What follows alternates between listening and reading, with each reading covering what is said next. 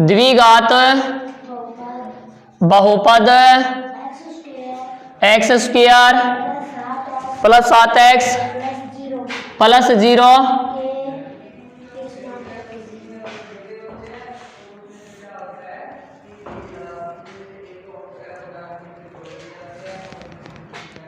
Plus 10 के शून्याङ्क ज्ञात कीजिए।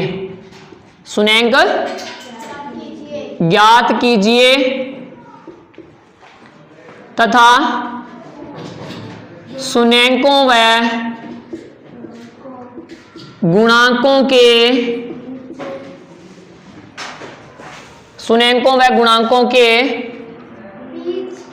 बीच के संबंध की सत्यता की जांच कीजिए।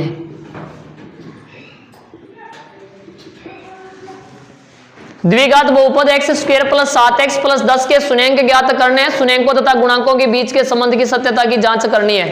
तो ये एक द्विघात बहुपद दिया गया, यहाँ बीच के अंदर x square plus 7x plus 10। और आपका जो ये हाफ ईयरली एग्जाम है जो अभी हुआ था, आपका हाफ ईयरली एग्जाम दिसंबर 2022 अभी जो हुआ है 2-3 दिन पहले, उसके अंदर बिल्कुल ऐसे ही क्वेश्चन आया था। फर्क इतना ही है कि केवल यहाँ पे ये जो द्विघात बहुपद दिया गया वो थोड़ा अलग था, इसकी बजाय दूसरा क्वेश्चन था वो, लेकिन बाकी सारा का सारा सेम ही था। यहाँ पे द्विघात बहुपद चेंज करके दिया था। तो देखिए शून्याङ्क और गुणांकों के बीच के संबंध की जांच कैसे करेंगे। एक बार हम द्विघात बहुपद उसका मानक रूप लिखते हैं। द्विघात बहुपद का मानक रूप लिखते हैं। एक बार मैं समझा रहा हूं, आपको समझिए। द्विघात बहुपद का जो मानक रूप है वो ax square plus bx plus c, इस रूप का होता है द्विघात बहुपद। जहां a b c ये क्या है, गुणांक है, संख्या है, ये अचर संख्या है। ये जैसे जो गिनती की संख्या होती है 1 2 3 4 5, उनमें से ये कोई भी संख्या है a b c है, वो प्लस की भी हो सकती है और माइनस की भी संख्या हो सकती है। तो a b c क्या है, गुणांक है। क्या है ये, गुणांक है ये। और जहां a is not equal to 0, यहां a वो कभी भी 0 नहीं होना चाहिए। क्यों?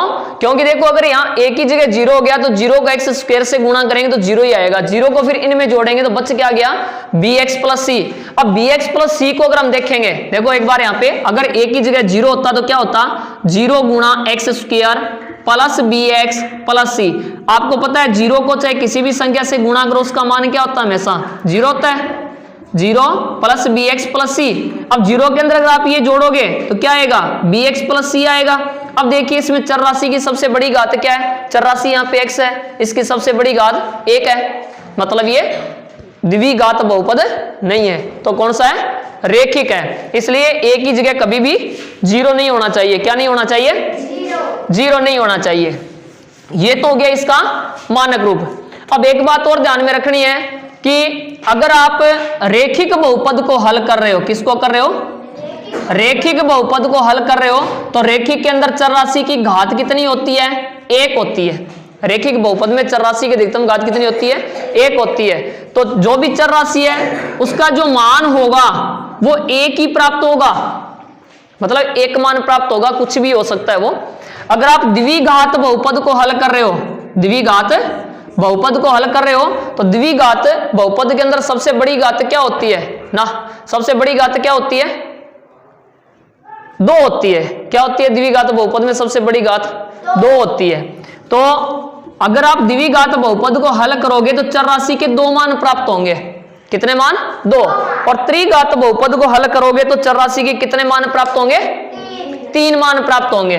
तो पता चल गया होगा कि द्विघात बहुपद जिसका मानक रूप ax square plus bx plus c है, इसमें चर राशि की अधिकतम घात क्या है, 2 है। तो हम इस द्विघात बहुपद को सरल करेंगे तो x के 2 मान प्राप्त होंगे। कितने मान प्राप्त होंगे, 2 मान प्राप्त होंगे।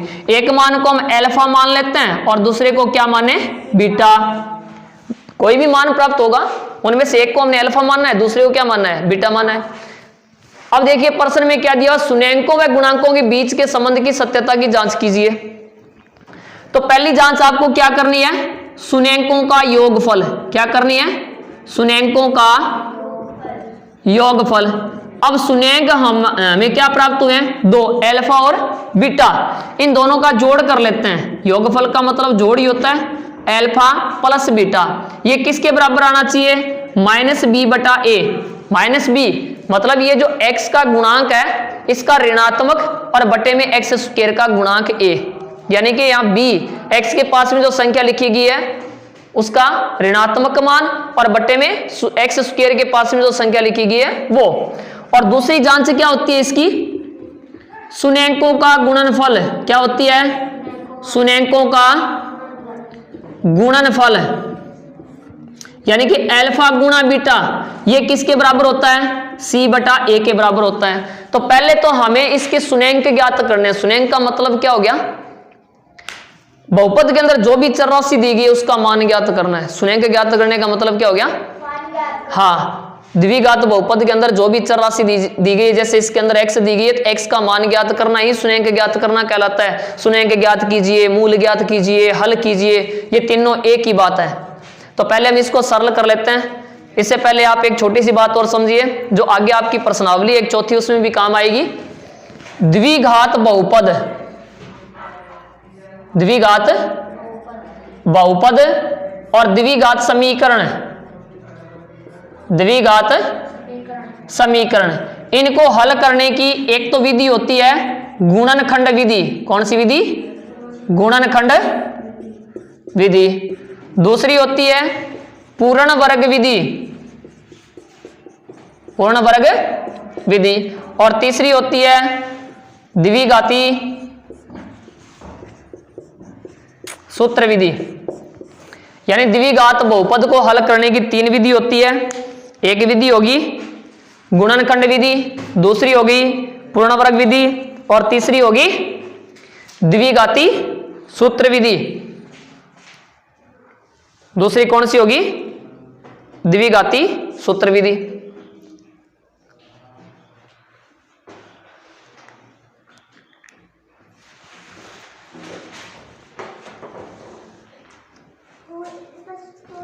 अब देखिए आगे, यह समझ में आ गया होगा।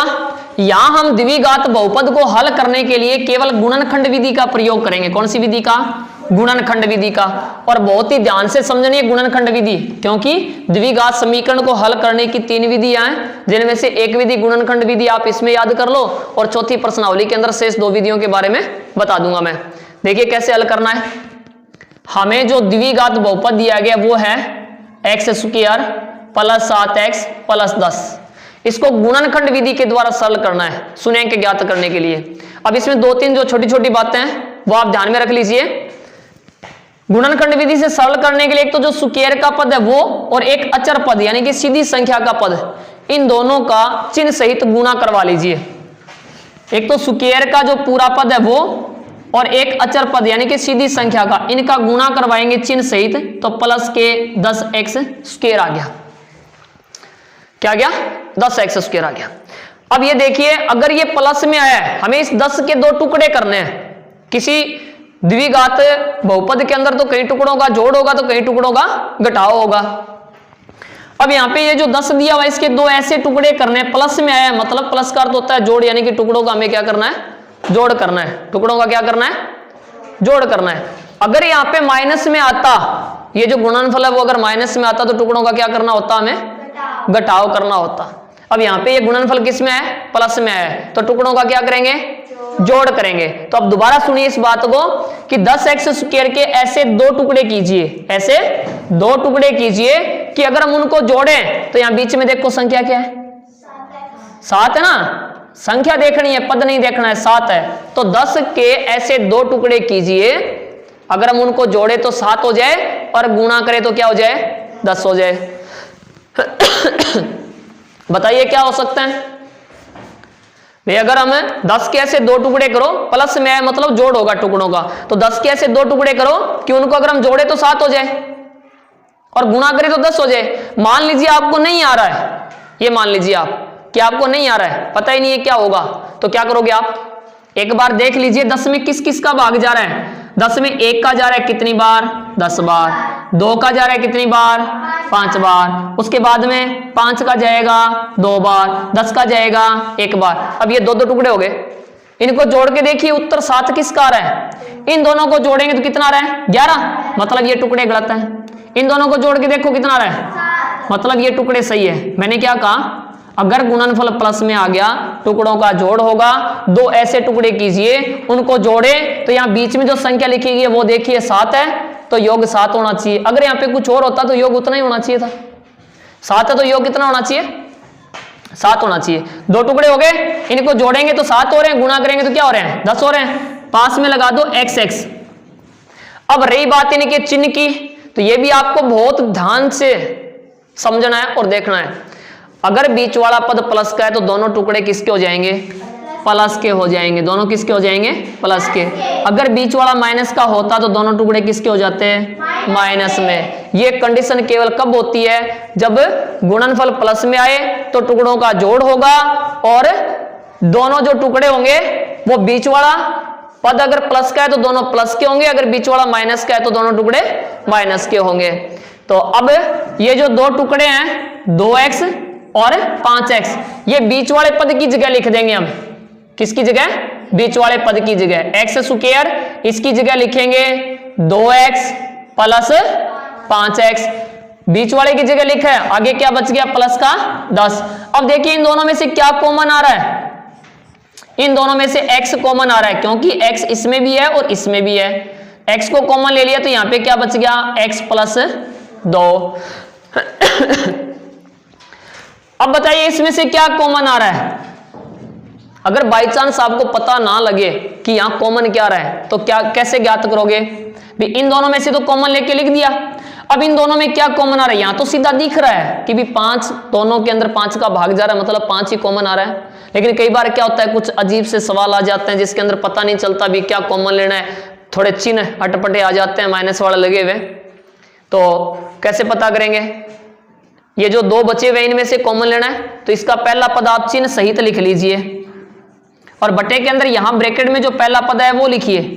x से x कट गया, क्या बच गया, प्लस के 5 बच गए ना यहाँ पे, तो ये प्लस 5 कॉमन ले लो और अब आगे बिना सोचे समझे ये ब्रैकेट लिख दीजिए, क्योंकि यही बचेगा। तो ये तो ले लिया हमने कॉमन। अब दोनों ब्रैकेट में से एक ब्रैकेट को लिख दीजिए आप, दोनों ब्रैकेट में से एक ब्रैकेट को लिख दीजिए। अब इसके अलावा ब्रैकेट के अलावा जो भी बच गया उसको आप दूसरे ब्रैकेट में लिखिए। अब क्या करना है, इन दोनों ब्रैकेट्स के आगे 0 लगाना है। ब्रैकेट्स के अंदर जो भी दिया गया है उनके आगे क्या लगाना है, 0 लगाना है। 2 यहाँ प्लस में उधर जाते ही किस में होगा, माइनस में, और यहाँ पे 5 प्लस में इधर जाते ही किस में होगा, माइनस में। अब x के 2 मान आ गए ना, मैंने कहा था ना कि अगर अधिकतम चर राशि के अधिकतम घात अगर 2 है तो x के 2 मान प्राप्त होंगे। अगर अधिकतम घात 1 है 1 मान प्राप्त होगा, अधिकतम घात अगर 3 है तो 3 मान प्राप्त होंगे। तो यहाँ पे अधिकतम घात 2 थी तो 2 मान आ गए x के। एक को तो हमने अल्फा मान लिया और दूसरे को क्या मान लिया, बीटा मान लिया। अब सुनेंकों व गुणांकों के बीच के संबंध की सत्यता की जांच करनी है।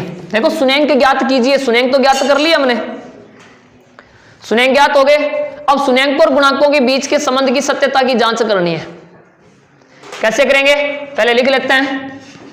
सुनेंकों व गुणांकों के बीच के संबंध की सत्यता की नंबर 1 क्या होगा, सुनेंकों का योग। सुनेंकों का योग, 2 सुनेंक हमने कौन कौन से मानने हैं, एक अल्फा और दूसरा बीटा, यानी कि अल्फा प्लस बीटा। अल्फा का मान क्या है, -2 और प्लस बीटा का मान -5। यहां 2 चिन्ह पास पास में आ गए तो चिन्हों का गुणा करवाओ, प्लस को माइनस से गुणा करने पे -5 बराबर क्या आ गया, -7। अब आपको कोई विचार नहीं करना है, सीधा का सीधा इसके आगे क्या लिखना है, -b/a।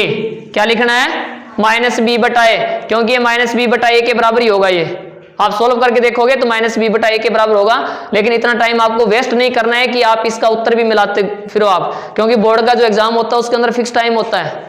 टाइम की बहुत ज्यादा अहमियत होती है, तो सीधा लिखना आपको माइनस बी बटा ए। दूसरी जांच क्या है इसकी, शून्यंकों का गुणनफल। क्या है, शून्यंकों का गुणनफल, मतलब शून्यंकों का गुणा कर दें, एल्फा गुणा बीटा, एल्फा का मान -2, बीटा का -5। जब भी गुणा करते हैं पूर्णांकों का, चिन्ह का गुणा चिन्ह से होता है, संख्या का संख्या से होता है। तो माइनस को माइनस से गुणा करने पे क्या हो गया, क्या हो गया, माइनस को माइनस से गुणा करने पे प्लस होगा, और 5 को 2 से गुणा करेंगे तो क्या होगा, 10 होगा। अब इसके आगे क्या लिखना है, c बटा a। तो ये होगी आपकी शून्यंक और गुणांकों के बीच के संबंध की सत्यता की जांच, यानी जो द्विघात बहुपद x² + 7x + 10 दिया गया था, उसके शून्यंक आए हैं -2 और -5। फिर हमने इनके शून्यंक और गुणांकों के बीच के संबंध की सत्यता की जांच की है। उतार लो इसको।